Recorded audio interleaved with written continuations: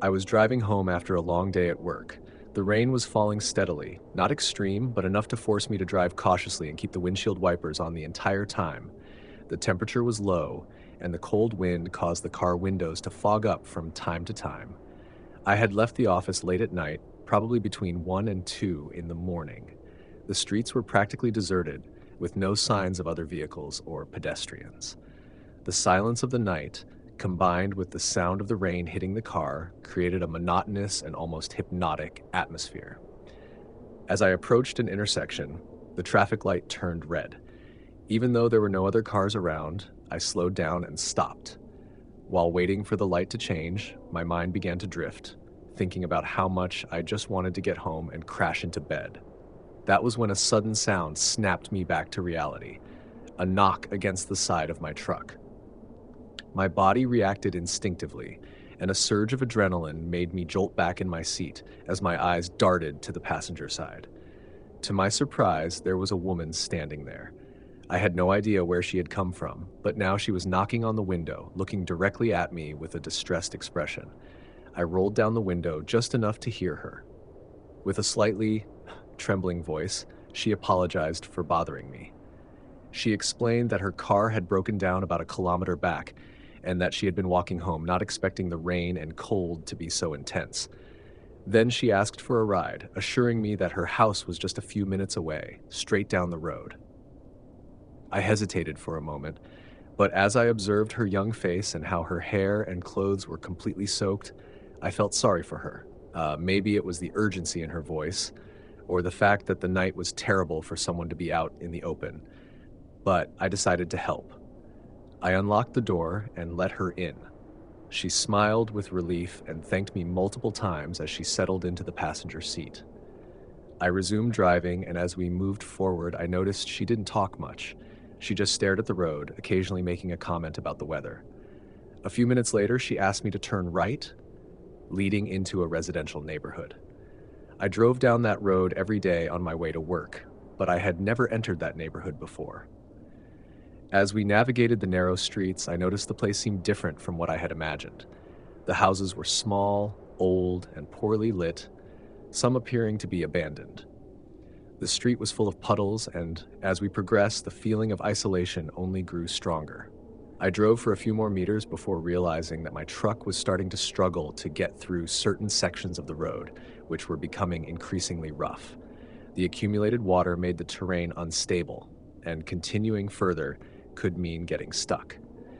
I slowed down until I stopped, and, turning to the woman, asked if this was a good place for her to get off.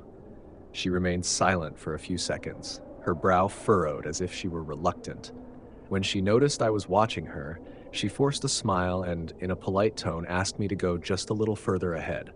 My gut feeling told me something was off. Not wanting to be rude, I explained that the road was in bad shape and that I didn't want to risk getting stuck. However, she insisted, trying to convince me that it was just a little bit further. When I realized she wasn't giving up, I became more direct and told her I couldn't continue. The change in her expression was immediate. Her gaze turned cold, and without another word, she opened the door and stepped out of the vehicle. I found it odd, considering I had gone out of my way to help her, but I didn't dwell on it. I began maneuvering my truck to turn around and get out of there as quickly as possible. That was when, as I turned the wheel and my headlights illuminated the side of the houses, something made me freeze. In the darkness, between the last row of houses and the trees in the background, I saw multiple silhouettes. People were standing there at a distance, almost camouflaged in the shadows of the rainy night. The most terrifying detail? They were standing exactly in the direction the woman was walking toward. A wave of adrenaline surged through my body, and I didn't hesitate to accelerate. I got out of there as fast as I could without looking back. I don't know exactly what kind of situation I escaped from that night, but something tells me that if I had gone any further as she wanted, or worse, if my truck had gotten stuck on that road, things could have ended very differently.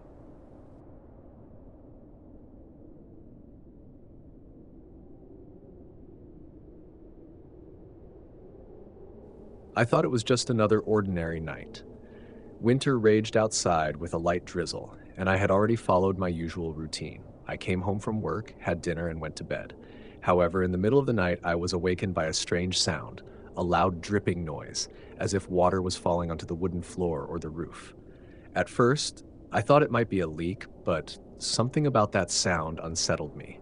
Even though I wasn't particularly scared, I knew I wouldn't be able to sleep without checking. I got up, avoiding turning on the lights so I wouldn't fully wake up, and walked down the hallway. First, I entered the guest room, which looked more like a small gym, filled with workout equipment. I examined the ceiling and saw no signs of a leak. I also didn't notice any strong winds outside. Still puzzled, I went to the window and pulled the curtains aside.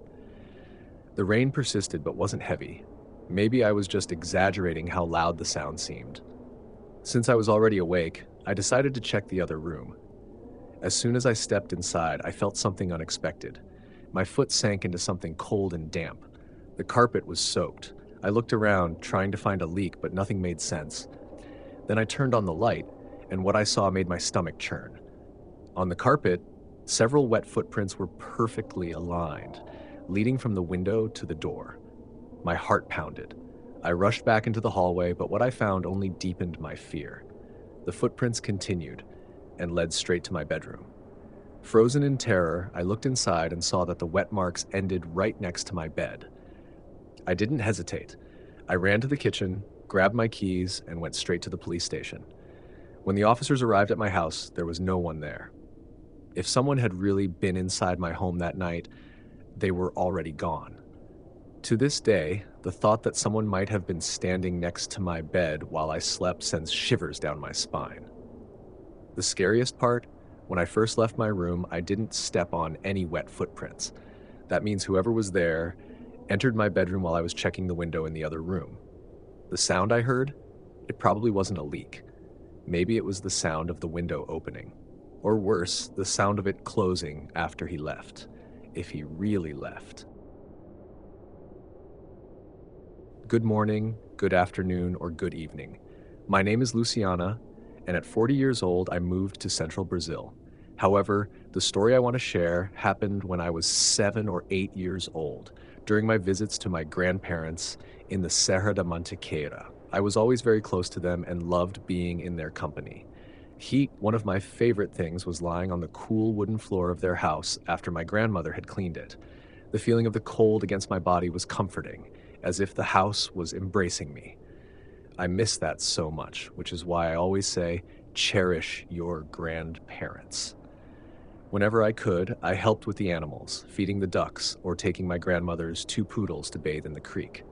I also loved helping in the kitchen. My grandmother taught me how to make homemade bread, and every time she shaped the dough, I felt a deep connection with her. Now, I'll tell you about one specific occasion. I remember visiting them for a few days. Usually, I would go with my cousins, but this time I went alone. My mother was hesitant because it had rained a lot, and the road was dangerous. Still, I insisted, and with my father's help, I got permission. When I arrived, my grandmother greeted me with a bowl of beans with flour and a huge piece of meat. I remember this well because she always made sure the food was just right. The next day, I went to feed the ducks, which almost always stayed in the backyard.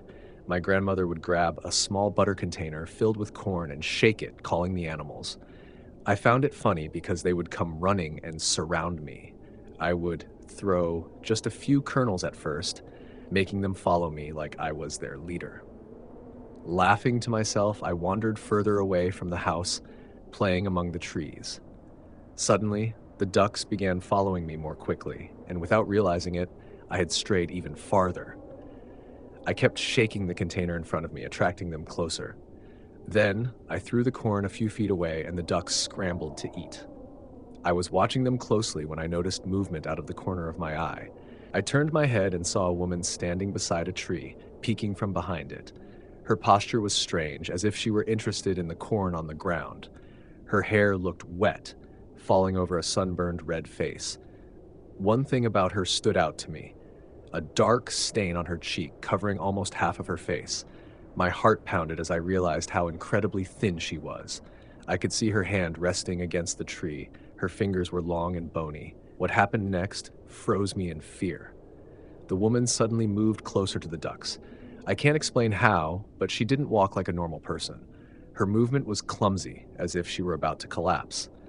Then she dropped to all fours, her back arched like a cat. Instinctively, I stepped back. The ducks scattered, and that thing threw itself onto the corn, eating directly from the ground. My body wouldn't move, my legs wouldn't respond, and I felt like I couldn't breathe. She ate desperately, biting into the dirt as well. Her eyes remained wide open the entire time, gleaming strangely as she stuffed her mouth with kernels. The sight sent shivers down my spine. I remember how she crouched on the ground, the weird sounds she made, as if she were trying to speak but couldn't. There was a bulge on her back, like a large hump. Suddenly, she lifted her face and looked straight at me. My heart pounded even harder. It was as if everything around me had gone silent. The only thing I could hear was the sound of her chewing dirt. I started backing away quickly, almost tripping but managing to keep my balance. That thing began shifting its posture, trying to stand. I didn't think twice. I ran. I ran through the trees as fast as I could. Even though it was daytime, the trees made the environment darker than usual. I felt a horrible weight on my back, a tingling that made me believe she would jump on me at any moment. I glanced behind me and saw the woman moving after me, swaying from side to side. Her legs were thin, almost like twigs. Suddenly, she let out a horrible sound. It was like a rooster's crow mixed with a person's wail. I swear I felt my soul leave my body. I screamed and ran even faster, focusing on what was ahead. When I finally made it out of the forest, the first thing I did was run straight to the house, shouting my grandmother's name. I burst into the kitchen in a panic. My grandmother, startled, stood up, and I clung to her desperately. I started crying, my body trembling uncontrollably. She kept asking me over and over what had happened, but I could barely form words. The fear of looking at the door paralyzed me. I was convinced that woman was outside, about to enter. Several minutes passed before I could calm down. My grandfather was also worried. Neither of them understood what had happened. When I finally explained, things only got worse. They didn't believe me. I saw it in their faces. I pointed toward the trees, but there was nothing there. I wanted to go home and never return. The terror consumed me. My grandfather tried to comfort me. He took my hand and said we would go check together, but shaking, I pulled away and refused. I sobbed, and nothing could calm me down. I didn't want to go anywhere near that forest. That night, despite my pleas, I stayed at their house. Needless to say, I couldn't sleep. I sat in bed, crying and looking around, afraid that woman would emerge from the shadows at any moment. My grandmother kept insisting that nothing was wrong and that I should try to sleep. They even let me sleep with them, but it wasn't enough. My grandmother noticed how nervous I was and held me. In the end, we said a little prayer together. When I finally fell asleep, I was tormented by nightmares. I saw myself in the forest, and the sound of the corn container shaking wouldn't leave my head. I looked around, trying to find where the noise was coming from, only to realize that the woman was holding it, shaking it with those long, skeletal fingers. The next morning, I had to go home. I couldn't stay there another moment. When my mother saw me, she was worried. She thought an animal had attacked me or that I had gotten hurt. She tried to justify it in different ways, saying it wasn't real. At the time, I was upset that no one believed me. I was just a child and I felt awful. As time passed, the fear faded. All the adults told me I had imagined it. In the end, I started believing them. It was easier to think that everything had been in my head, but now, as an adult, the memory of that woman has never left me. I still see her moving in front of me, crouched on the ground, eating corn and stuffing her mouth with dirt. That experience taught me to trust my children. When they say they feel uncomfortable somewhere or don't want to sleep alone, I listen. I knew there was a heavy storm that night. I had even canceled work to avoid the risk of driving in such bad weather. Visibility was completely impaired. I couldn't see more than a few meters ahead because the downpour blocked everything. I spent the whole day at home, and something about the weather made me feel like sitting on the couch and falling asleep while watching TV. I'm not even sure when I actually dozed off, maybe around 8 or 9 in the evening. I suddenly woke up to the sound of someone coughing. It was just a cough, but I couldn't determine where it came from or how far away it was, as I was still groggy when it happened. I immediately realized how dark it was. The entire house was blacked out. I must have been asleep for several hours, but that cough, it sounded like it came from just outside my front door in the dead of night during the storm. I got up and looked out the window. It was still pitch dark outside. I couldn't see a thing. Confused, I wondered if I had actually heard something or if it was just one of those strange dreams. I turned to go back to the couch, but out of the corner of my eye, I noticed something in the hallway, like a movement. I turned on the light and stared down the hall for a moment. Is someone here? I thought, my nerves tightening as adrenaline surged through my body. I still wasn't sure what I had seen, but I felt trapped. I couldn't run outside into the heavy rain. I was stuck inside, maybe with someone else. I walked quietly down the hallway, but before I could reach the end, I heard several rapid thuds followed by a strong gust of wind suddenly rushing into the house. I turned the corner into the living room and saw the window open. It looked like someone had just come through. My heart nearly jumped out of my chest, but I ran to the window and quickly shut it. Then I called the police. By the time they arrived, all traces of the intruder had already been washed away by the rain. There was no way to tell who it was or what they were doing inside my house. I am a 28-year-old man, and I live in a small house in an ordinary neighborhood in the city. The neighborhood I live in is in the suburbs, but it's right on the edge of a vast forest that stretches for hundreds of kilometers. I enjoy taking walks on some of the small trails near my backyard, although I usually only have time to do so later at night. I never minded grabbing a flashlight and walking alone. That night, it wasn't too cold, so around 8 o'clock, I put on my jacket and started walking. It was calm and quiet, as always, but as I went a little further, I thought I heard something. I stopped and looked into the forest. There was someone there. It looked like a child. It was very dark, and the silhouette was too far away for me to see details, but they seemed to be around 8 to 10 years old and were alone. Even though I had walked this trail many times, I had never gone beyond it, as the forest beyond was unknown to me, and I would probably get lost in minutes. So I became concerned. "Hey kid, are you okay? The way back is this trail here," I called out, but they didn't move. I took a few steps toward the forest and called out again. I didn't know what to do, whether I should go to them or go back and call someone. I thought that if I left, the chances of someone finding them later would only decrease. So I started walking, asking them to follow me, but the child just stepped back, not running away, but as if they were scared.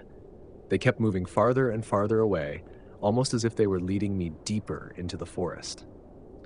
I was so determined to try to help that I followed them for a few minutes, entering an unfamiliar part of the woods until suddenly they stopped. In front of them was a structure, an old, worn-down shed. But what was it doing there in the middle of the forest? Before I could check, I heard footsteps. Heavy ones. Definitely from someone bigger. My stomach dropped, and I instantly felt like it was a trap. I turned off my flashlight and ran back the way I had come. I reached the trail and ran all the way home, where I called 911. They said there were no reports of missing children, but an officer went back there with me. We returned to the shed's location, but when we arrived, there was no one there. The situation remained unresolved for a while, and I eventually let it go. Until a few weeks later, when the city decided to tear down the shed because it wasn't supposed to be on public forest land. And that's when something was found. I don't know exactly what, but apparently it was related to kidnappings. The details were never disclosed. I never found out who that child was or whose footsteps I heard. But I can't stop thinking about it. Was it really a trap? Maybe I was naive, but part of me feels like it was a vision. Or maybe something was trying to show me what had been happening in that forest.